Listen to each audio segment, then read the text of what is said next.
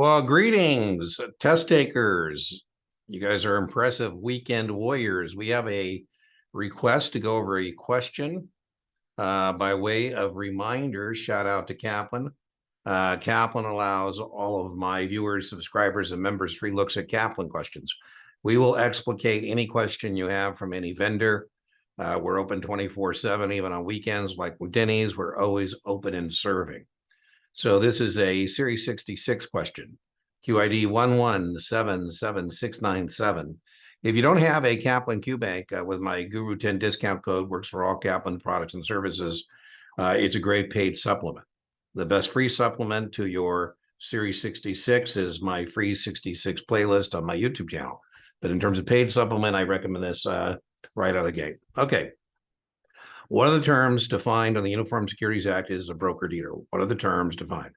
Which of the following is not included in that definition? Not included. So we're being asked here, what is not a broker-dealer? So let's look at number one. Broker-dealer, yes or no? Let me get out my annotation tool. Broker-dealer, yes or no? Let me get out a nice size font. All right, an individual employed by a corporate entity to open new customers' accounts for the purpose of trading securities. No, that is not a broker-dealer. That is an agent of a broker-dealer. So let's put a big NO there.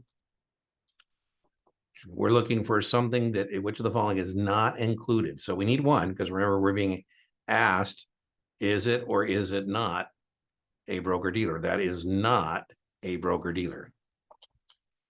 That is an agent of a broker-dealer. No, that's somebody with a 6 or a 7. All right, let's look at our next one. So we need one. A business entity seeking to raise additional capital using the regulated securities markets. I don't like the word regulated. I prefer the word registered, but you know, again, that is not a broker-dealer. That is an issuer. And so we need two.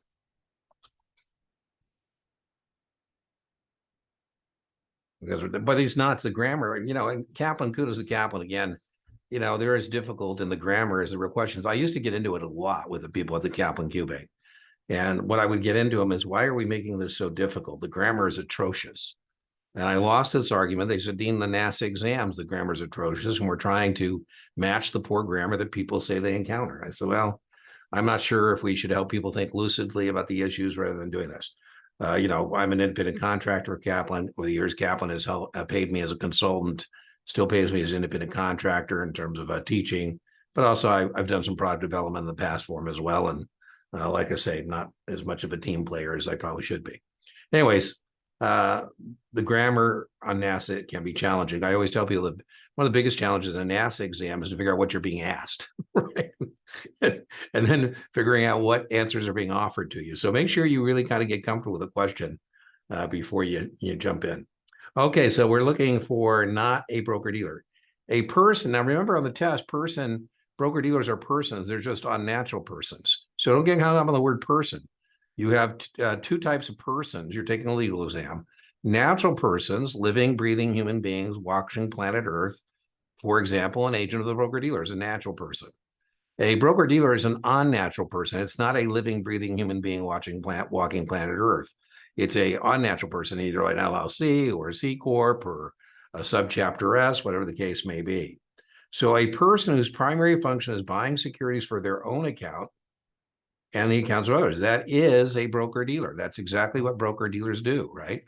And that's the capacity. I say, hey, as a broker-dealer, sometimes I'm going to be trading from inventory and a dealer principal basis with you.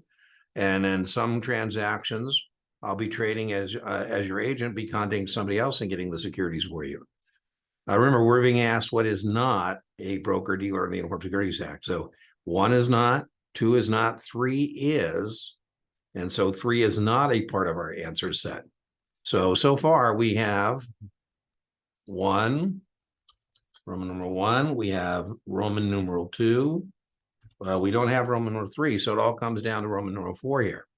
A person whose primary function is providing advice on what assets belong in a client's investment portfolio. Now, be careful. We may, as an agent of a broker dealer, give advice, but we're not being paid for it. It says primary function. And so we're going to need number 4 because that is not a broker dealer. That is an investment advisor. Now, I could see where you might get hung up because in the context of being a broker dealer, I'm trying to generate transactions. Remember, I don't get paid for investment advice as a broker dealer or an agent of a broker dealer. I get paid based on the transactions. I get paid on the transactions that you do, either a markup or markdown. The broker dealer gets paid a markup or markdown or a commission. And then typically an agent or broker dealer gets, some portion of that perhaps. All right, so we're looking for 1, 2, and 4, and let's see if that answer is available to us. Now let's clean up our thing here. And indeed, that answer is available, and that's what is the right answer. So I hope that was helpful. Remember, inch by inch, your series 7 is series 66 is a cinch.